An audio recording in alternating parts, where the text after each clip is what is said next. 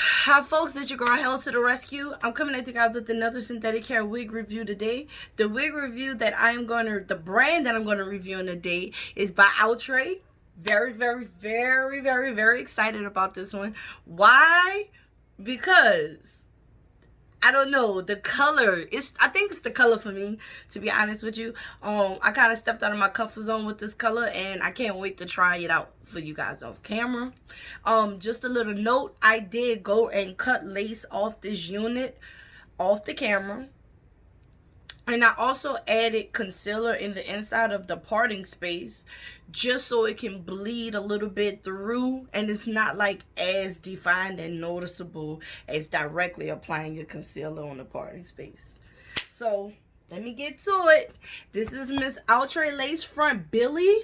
That's the style Billie. I have her in here in a color DRFF2 VICP. So it basically stands though for DRFF2 Vivid Copper. This is what she's looking like. Really remind me of the chick from that Brave, not the chick, the cartoon with the orange pretty hair from the Brave cartoon the kids be going crazy over. That's kind of the color it's giving me. Notice the two tones in your copper. You got a vivid copper matching with a dull copper that is like kind of like branching out from that two color, like that color two, which is normally like a very dark brown. And I mean, some people even may go as far as to say like it's more of a natural brown. I've noticed like some wig companies call it natural brown, but as you can see, it kind of goes into that copper. I mean, that is just so pretty to me. All right, so this is your parting space. This is what I meant by when I say I applied my concealer on the inside to have it bleed a little bit through my parting space. All right, I did cut the lace, as you guys can see. So I did experience shedding when I did have to cut the lace, just in my front area. All right, as I'm going my hands through the rest of the back area, I do not have any shedding coming. All right, and furthermore, let me know right there that you know, I probably went too deep on cutting in the front area, which caused a lot of experience shedding in the front, but that's okay because I like how she's fitting me now. When I first got her, I did have to deal with that bulkiness in the parting area, and it was a bit bulky, and just because the curls and the style curl was kind of just too tight. So once I took a paddle brush and I kind of went through it and teased it a little bit, I mean, she's sitting pretty flat as she can sit, you know. But yeah, so you have 3 combs on the unit, just like your standard cap construction. You have your comb here and here, right on side that freaking parting space. You also have your comb in the nape area, right above your adjustable straps. And then the mesh inside the unit is pretty typical. Nothing really to rave about and go home about. It's kind of the same protocol. All right, let me try her on. So while I was kind of going through this unit, I noticed that this unit, even though it looks shiny and it may look a little tangly and plasticky, but it's really not. Like when you feel it, she feels like a yaki texture unit. She's not like coarse yaki, but she's definitely on the more lighter side yaki, which means that we probably would get a lot more wears out of this than our other traditional curlier units that may have a more high resistant, you know, silky fiber, you know, more silky synthetic fiber. I hate when they do curls like that with that type of fiber because those curls seem to never last. And then furthermore, you get that what we like to call bird nest effect at the back, and sometimes even in the front, depending on how you wearing it, and you know, if you are like brushing out the comb so it's not getting tangled up and everything. So this is what she's looking like on me. I would probably say this unit is about 18-20 inches easily. On me, I'm 5'4.5". The cap, this is how much pull I got, so probably medium size, and that would probably be it. It's not really a big stretch unit as per se. A thing that I did notice with shifting the unit is that it looks really good shifted in either way. You guys can shift it here And look at that. So I'm shifting her to my right. I love a good right shift part space there. I just feel like on my right, I look good.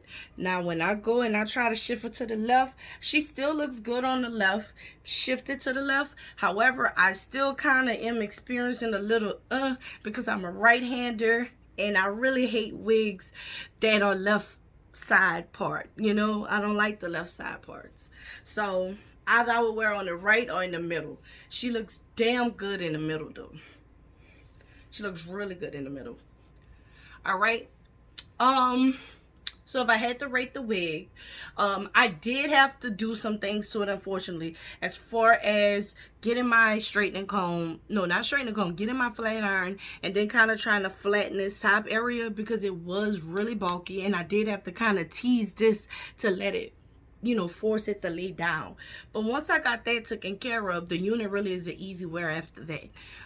If I had to rate the wig, I would probably rate this wig like a 7, just because I really had to I really was upset, really. All right, I'm gonna do like a 7.5 because I'm really angry, really, because of the fact that I had to bust out my flat iron. I don't really like to do the whole flat iron and gotta do all this stuff to the unit.